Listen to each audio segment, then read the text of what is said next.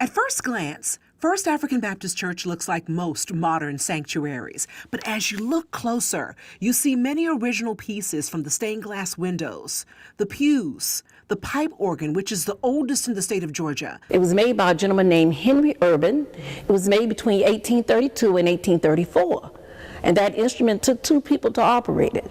Now, during the time it was played, someone played the keys from the front, and a gentleman had to stand behind it and hand pump air into the instrument. That is amazing. So let's go back to the very beginning, 1859, when people were building this church. The enslaved people at night were building this church. The congregation had increased to over 2,000 members under Reverend Andrew Cox Marshall, and they really did need the space. But in 1832, the split came between what we call now First Bryan and now First African.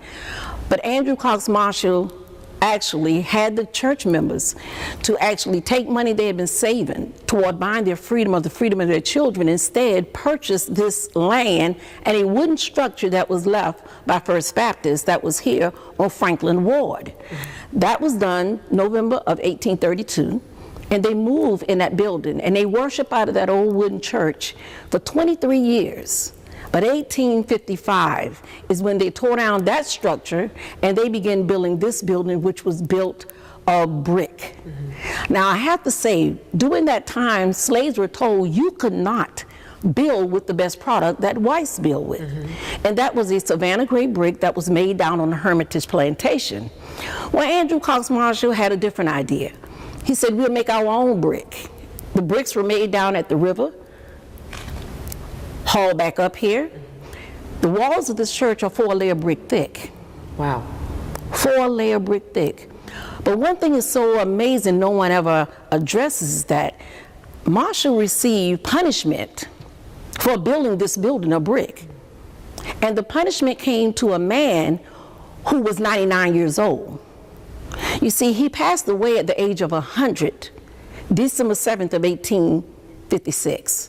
Well, they began building this building in 1855, so that meant Reverend Andrew Cox Marshall received punishment, being publicly whipped at the age of 99. Unbelievable. We also hear the stories of these enslaved people bringing the bricks here, some the ladies in their skirts or aprons, and some with, I guess, what may seem like a wheelbarrow now, bringing them. It's just amazing the labor that went into it, the commitment, how dedicated they were in a time when they had to do this at night because they weren't allowed to build this church. Do it at night. There was a clause that slaves were not allowed to work for themselves during the daylight hours. So at night, bonfire, moonlight, the ladies kept the bonfire going, the men did the work, and this building that took 4 years to complete. But what is one of the most stressful things for me is the walls of the church were 4-layer brick thick. So of course they built it at night, but can you imagine how many bricks, not just 1-layer brick, 4-layer brick, the walls are. And all those bricks was hauled up from the Savannah River. Hard to imagine. Yes. Hard to imagine. This is actually the quilt that tells the story of the Underground Railroad. The whole story of the Underground Railroad was actually named in the honor of an old Negro spiritual we are climbing Jacob's Ladder. The first quilt pattern you see here is of Jacob's Ladder. This represents the South. This represents Canada, which they actually codenamed the Promised Land. But the information starts with the second quilt pattern, and it's called The Monkey Wrench Turns the Wagon Wheel with help from Jesus the Carpenter. Follow a bear's trail. Fill your baskets. You get to a crossroad, look for a log cabin. Shoe fly, say dress up in satin and bow ties. Follow the birds and the geese in the air, but walk a drunkard's path, cross the Great Lakes into Canada by way of the North Star. These quilts gave runaway slaves information on where to go to for help. Over your head is a 9-patch quilt. And those quilt patterns used to be thrown over banisters, airing out on clothesline of mostly white families' homes. And that's how runaways knew that this place, it was a place that they can come and hide out and get help. In First African Baptist Church, you can find pieces of the original history just about everywhere you look, including up here in the balcony of the church. In the balcony of our church, we are so fortunate to have a part of our history that I had no idea. And when I began to research into the history of First African, and I found the writing on the pews, at first I was told Arabic. No. I compared it to the Arabic writing, could not find anything that looked like it. So I went and I researched into the Hebrew. And on the Hebrew letter chart, under cursive Hebrew, I found the same writing. And the honest information is different symbols. You have to read it kind of backwards.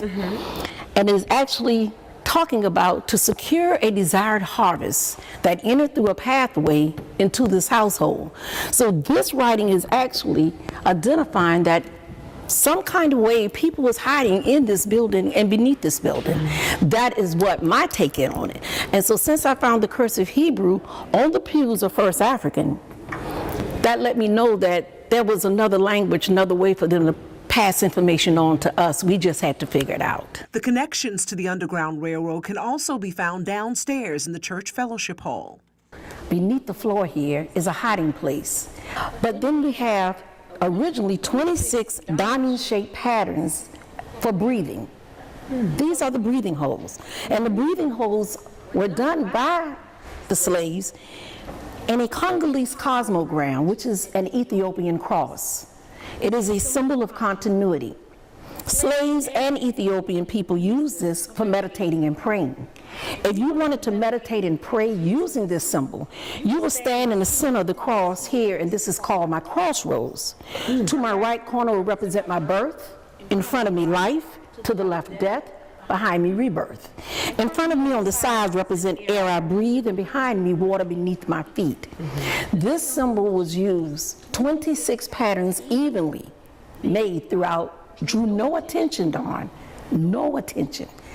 But they was able to hide slaves beneath this church and have them be able to breathe before Deacon March Haynes and Brother John E. Grant got them on a boat, took them up to Fort Pulaski, trying to help them to get to freedom. To this day, First African prides itself in preserving its history, sharing the legacy of its humble beginnings, while remaining a beacon of hope nearly 250 years later.